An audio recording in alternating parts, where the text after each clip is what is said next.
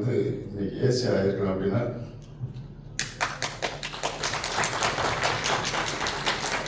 நான் அழுதுருவேன். அதனால் பேச முடியல.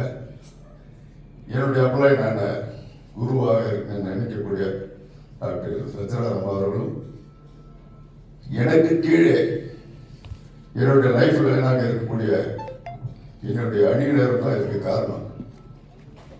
குறிப்பாக சொல்கிறேன்னா சேலத்தில் என் டீமில் செல்வகுமார் அவர்கள், நம்ம இளையராஜா அவர்கள், விவேக்ராஜா அவர்கள், யுவலசபா அவர்கள், இவர்கள் ஆதரவோடு நான் கரெக்டாக உண்மையை சொல்கிறேன்னா ஒரு ஐடி கூட இது வரைக்கும் நான் சொந்தமாக ரீச் பண்ணதே கிடையாது. எனக்கு தெரியாது.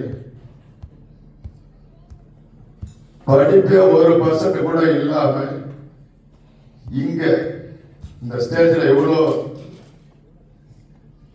மாபெரும் சபையில எவ்வளவு அதிகாரிகள் பேசியிருக்காங்க, எவ்வளவு தொழிலாளர்கள் பேசியிருக்காங்க. இந்த பிளாட்ஃபார்ம் எனக்கு கிடைச்சிருக்குதுன்னா நான் இன்றைக்கே சேர்த்தா கூட எனக்கு சந்தோஷம் தான். நான் வாழ்ந்ததுக்கு ஒரு அர்த்தம் கிடைச்சிருச்சு.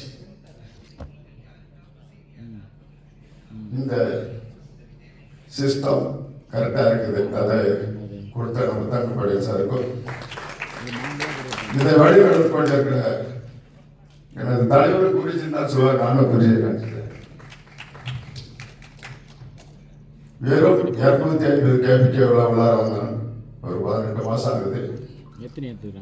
6 மாசம் அதனால முன்னேற்றமே இல்லை. அதற்கு பிறகு சொல்லக்கூடாது இருந்தாலும் சொல்றேன், நான் குடியிருந்த வீட்டை அடமானம் வச்சு ஒரு 15,000 கார்டு இன்வெஸ்ட் பண்ணி உள்ளார வந்தார்.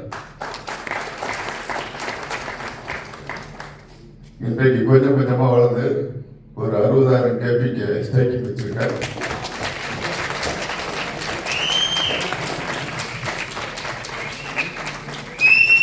என்னுடைய முதல் நாள் வருமானம் ₹1.50 இருந்த இன்று மாசம் ஒரு 8 லட்சம் ரூபாய் நான் சம்பாதிக்கிறேன்.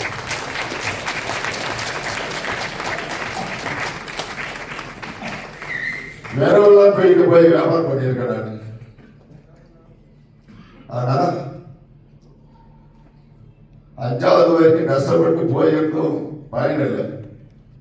பாஸ் கிடையாது பெயில். இன்னைக்கு இதை எப்படி சொல்றேன், இந்த பெருமை எல்லாமே என்னுடைய ஸ்பான்சருக்கும் என்னுடைய லைஃப் லைனா இருக்கிற அனைவருக்கும் தான் சேரும். எல்லாரும் சந்தேகம் வந்தா அப்ளை கிட்ட கேட்பாங்க. ஆனா நான் சந்தேகத்தை போற என்னுடைய லைஃப்ல தான் கேட்டு தெரிஞ்சுக்கிறேன்.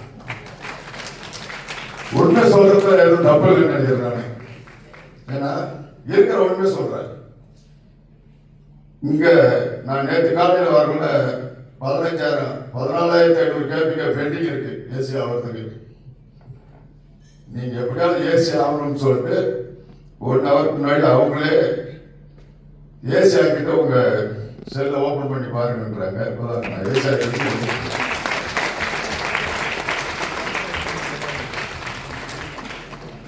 திருவண்ணாமலையில ஒரு ப்ரோக்ராம் குருஜி தான் நடத்தப்படுத்தினாங்க.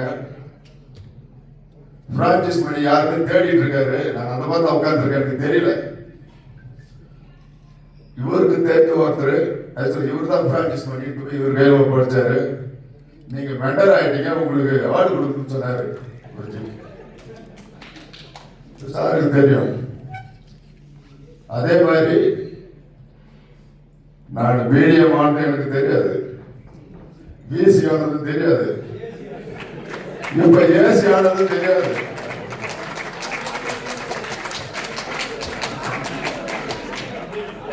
இன்னொரு விஷயம், நான் பார்ட்னருக்கு கூட காரில் வரக்குள்ள சொன்னாங்க, உங்களுக்கு 5 நிமிஷம் வாய்ப்பு லிஸ்ட்ல போட்டிருக்கான்னு சொன்னாங்க. அதுவும் எனக்கு தெரியாது.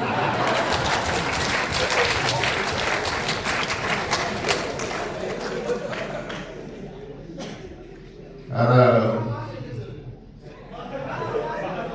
அது வந்துட்டு வாரம் வாரம் காயின் விட்ரா பண்ணிட்டு இருக்கு. இந்த வாழ்க்கை எதுவுமே இல்லாதவனுக்கு எனக்கு கிடைச்சிருக்கு. இந்த கோட்டு போட்டு அழகு பார்க்கிற என்னோட லைஃப்ல இந்த இடத்துல நான் இருக்கிறதுக்கு காரணமா என்னுடைய ஸ்பான்சர். இன்னைக்குதான் நான் ஷூவே போட்டிருக்கேன், வாழ்க்கையில கோட்டு போட்டிருக்கேன். ஏசியா ஆயிருக்கேன், ஏசியா ஆயிருக்கேன், கேட்டிருக்கேன், ஏசியா ஆயிருக்கேன். ஒரு நாள் வாழ்ந்து ஒரு நம்பிக்கை இருந்தது. அந்த நம்பிக்கை எனக்கு கிடைச்சிருச்சு. என்னுடைய இறுதி மூச்சு உள்ள வரை இந்த கேள்விக்காக படிப்பில் என்பதில் எந்த மாற்று கருத்து இல்லை. மீண்டும் ஒரு முறை எனக்கு ஸ்பான்சராக இருந்த எனது தலைவர் இன்னைக்கு வரல, அவருக்கு மறுபடியும் இந்த சபை முன்னேற வணக்கம் சொல்லிக்கொண்டு என்னுடைய லைஃப் லைன்களுக்கும் நான் சாகும் வரை உங்களுக்கு கூடவே இருப்பேன். ஏன்னா நீங்க தான் எனக்கு சொல்லி தரணும், வேற வழி இல்லை.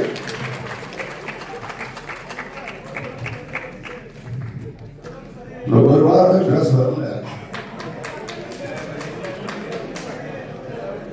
நான் நிறைய பேசணும்னு நினைக்கிறேன், எனக்கு பேச வரல.